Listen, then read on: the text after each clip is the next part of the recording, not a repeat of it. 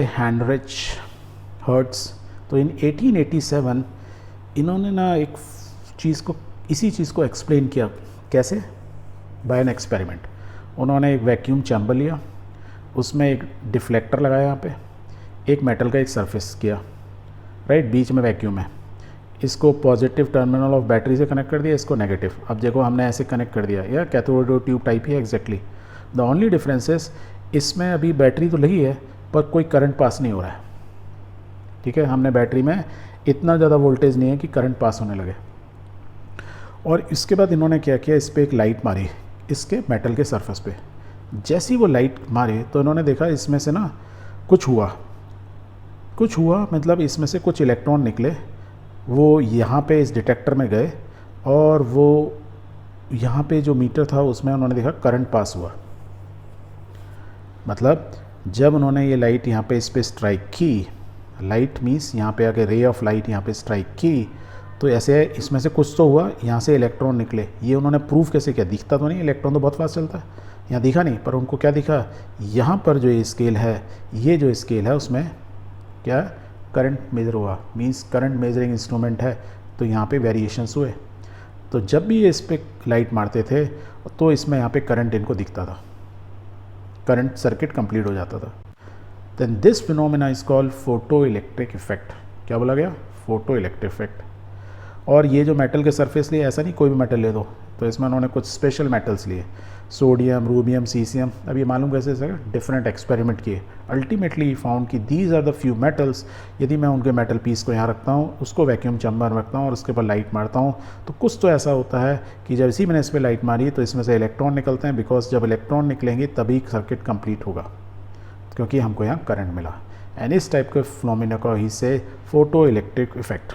तो we can say the electrons are ejected from the metal surface. इस metal में से इलेक्ट्रॉन निकले, और मेटल में से इलेक्ट्रॉन निकले कहाँ से आएंगे? मेटल में एटम है, एटम के अंदर चारों तरफ इलेक्ट्रॉन है। जैसे ही उस पर लाइट आई तो इलेक्ट्रॉन यहाँ से भागे। As soon as a beam of light strikes the surface, जैसे ही हमने इस पर लाइट मारी, इससे इलेक्ट्रॉन निकले, सर्किट हमारा कंप्लीट हो गया।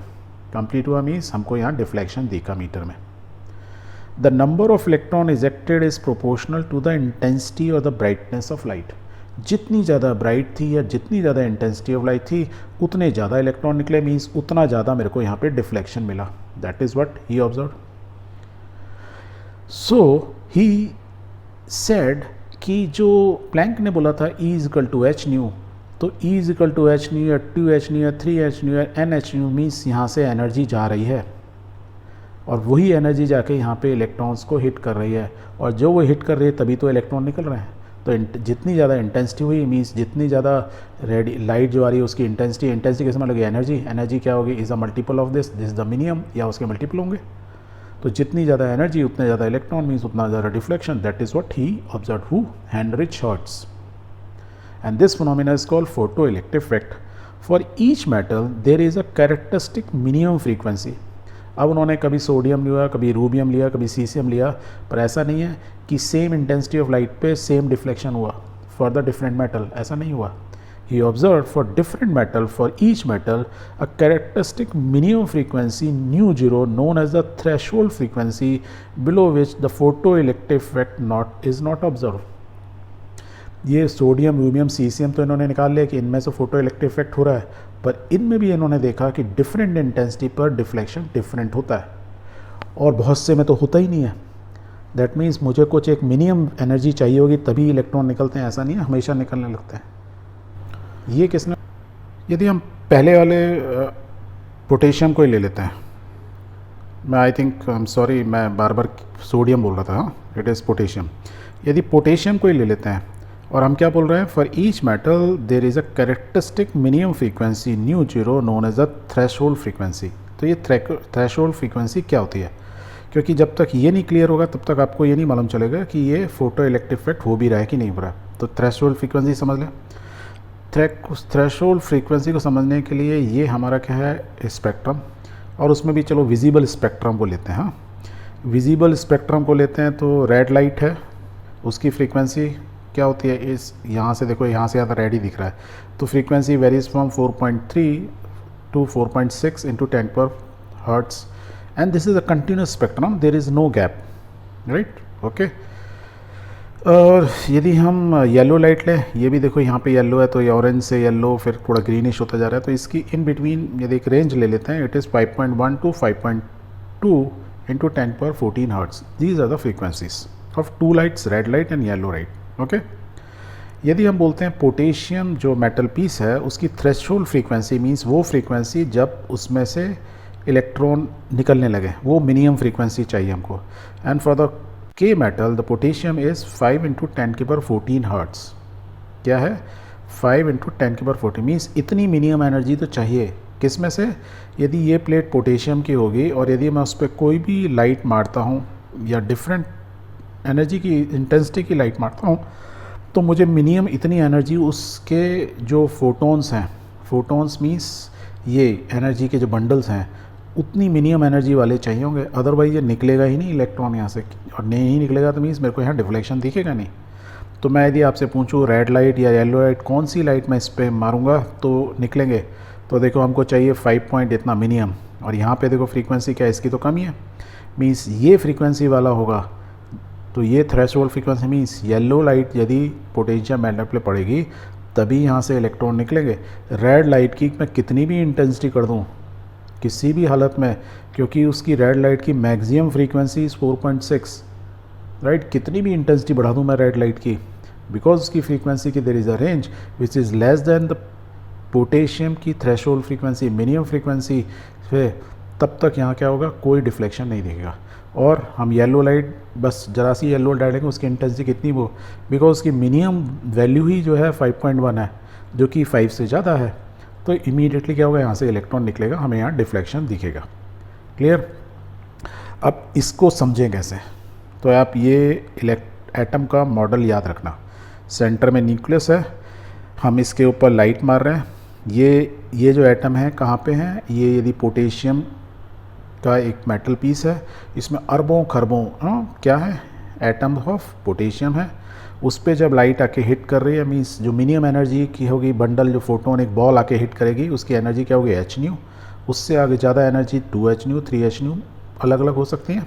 Okay, new is fix, h is fix. ये इस फॉर्म में होंगे बंडल, छोटे बंडल बड़े बंडल। मतलब ऐसे सोचो कि आप किसी के ऊपर पानी का गुब्बारा मार रहे हो, तो पानी का गुब्बारा तो है, आप कोई छोटा गुब्बारा आपने मारा पानी भरा हुआ, एक बड़ा गुब्बारा मांगा, तो छोटे वाले में कम एनर्जी है, बड़े वाले गुब्बारे हैं वो भी पानी का गुब्बारा, पर उसमें एनर्जी ज़्यादा है, क्वांटम ऑफ एनर्जी, राइट। तो जो रेडिएशंस आते हैं उसमें क्वांटम ऑफ एनर्जी होती है, इसलिए बोलते हैं ना पार्टिकल फॉर्म, फोटोन्स होते हैं। तो फोटोन की में एनर्जी अलग अलग साइज़ के फोटोन्स हो सकते हैं, उनकी एनर्जी अलग अलग हो सकती है। यहाँ तक क्लियर? ओके, जब वो आकर इसको हिट करेंगे, किसको, इस प्लेट को, और उस प्लेट में क्या है, एटम्स, जब वो हिट करेंगे तो न्यूक्लियस में तो कुछ नहीं होगा। न्यूक्लियस में यदि कुछ हो गया, यदि ये न्यूक्लियस टूट गया, बोलते हैं ना न्यूक्लियर रिएक्शन स्टार्ट हो गया, या तो न्यूक्लियर टूट गई या न्यूक्लियस जुड़ते हैं, अभी हम उसकी बात नहीं कर रहे हैं। अभी बहुत बेसिक चीज़, सिंपल से रेडिएशन लाइट मारी तो फ़र्क किस पे पड़ेगा, इलेक्ट्रॉन, क्योंकि ये बहुत हल्के हैं, और जैसे ही ये हल्के इलेक्ट्रॉन क्या होंगे, एनर्जी गेन करेंगे तो क्या होंगे, अगले वाले पे जाएंगे, ये उससे अगले पे जाएगा, ये उससे अगले। क्लियर? ये बेसिक फिनोमिना प्रिंसिपल याद रखना। अभी इसी प्रिंसिपल को थोड़ा सा और आगे समझते हैं। तो इन 1905 एक साइंटिस्ट थे अल्बर्ट आइंस्टीन। इन्होंने क्या किया, इन्होंने इस फोटो इलेक्ट्रिक इफेक्ट को दूसरे तरीके से समझाया, using Planck's quantum theory of electromagnetic radiation. Clear है? प्लैंक का आपको मालूम है, क्वांटम थ्योरी मीन्स उन्होंने बोला फोटोन के फॉर्म में रेडिएशंस में एनर्जी होती है। सो उन्होंने कहा कि यदि ये एक प्लेट है, एक मेटेलिक प्लेट, किससे बनी हुई है, बहुत सारे एटम से, एटम में क्या है, बहुत सारे इलेक्ट्रॉन, तो मान के चलो ये बहुत सारे इलेक्ट्रॉन्स हैं, ठीक है। आप बोलेंगे वो सर वो तो रोटेट कर रहे थे, मान के चलो as of now it is stationary, ठीक है। अब ये मेटल प्लेट में से, जैसे बिलियर्ड्स का गेम होता है ना, ये बहुत सारी बॉल है, इनमें से यदि मुझे एक बॉल को निकालना है तो मैं यहाँ से क्या करूँगा, इस बॉल को मारूँगा, मेरी बॉल ऐसे मूव करती हुई आएगी और इसको हिट करेगी, ये बॉल निकल जाएगी, मैं ऐसे कर सकता हूँ। अब इस बॉल की जगह मान लो दीज आर फोटोन्स, क्या है, बंडल ऑफ एनर्जी। जो रेडिएशन आ रहा है it is an particle in nature, तो ये जो लाइट है या रेडिएशन है उसके पार्टिकल हैं, particle means bundle of energy, that is photon, या उसको बोलते हैं, उसकी एनर्जी को बोलते हैं quantum, h new, minimum energy, उससे ज़्यादा भी हो सकती है, छोटी भी हो सकती है। तो एक छोटी सी बॉल, यदि ये सेम साइज़ की एनर्जी है जितनी इस इलेक्ट्रॉन को इससे बाहर निकालने के लिए मुझे चाहिए, और इलेक्ट्रॉन को किसने पकड़ा हुआ है, न्यूक्लियस ने, किसने पकड़ा हुआ है, न्यूक्लियस ने, न्यूक्लियस से मेरे को मतलब उसके चारों तरफ घूम रहा है इलेक्ट्रॉन, उसको बाहर निकालना है तो मुझे मिनिमम एनर्जी देनी होगी, E=h, इतनी एनर्जी तो देनी होगी। और हमने बोला थ्रेशोल्ड, यदि मैं थ्रेशोल्ड बोल लूँगा तो मीन्स वो फ्रीक्वेंसी जो बिल्कुल एग्जैक्टली इससे मैच कर जाए, इतनी बस एनर्जी चाहिए फट से बाहर निकल जाए। Clear? Okay, so this is called H new. Now जो एनर्जी आ रही है किस में से, रेडिएशन में, यदि उसकी एनर्जी थ्रेशोल्ड वैल्यू से जाता है, मीन्स इस मेटल पीस में से इलेक्ट्रॉन को बाहर निकालने के लिए जितनी मिनिमम एनर्जी चाहिए उससे थोड़ी सी ज़्यादा एनर्जी है, तो बाकी एनर्जी का क्या होगा? बाकी एनर्जी पता है क्या करेगी? मिनिमम एनर्जी तो क्या करेगी, इस मेटल में से इलेक्ट्रॉन को बाहर निकालेगी, बाकी एनर्जी इस इलेक्ट्रॉन को क्या देगी? एनर्जी दे देगी। तो इलेक्ट्रॉन यहाँ से तेज़ी से भाग जाएगा। क्या होगा? भाग जाएगा। अब ध्यान से देखो कि ये मेरे ब्लू क्या है? रेडिएशन, जिसकी एनर्जी कितनी है? He/h new. New is the frequency of radiation. जो रेडिएशन जो लाइट आ रही है उसकी हर एक बंडल की एनर्जी कितनी है? E=h new. यहाँ से इलेक्ट्रॉन मेटल सरफेस से इलेक्ट्रॉन को निकालने के लिए एक मिनिमम एनर्जी चाहिए, that is called h/μ0, right. और मैंने क्या देखा, जो फोटोन ब्लू कलर के जो मेरे रेडिएशन आ रहे हैं, जो फोटोन आ रहे हैं, उनकी एनर्जी इलेक्ट्रॉन को निकालने से ज़्यादा एनर्जी है।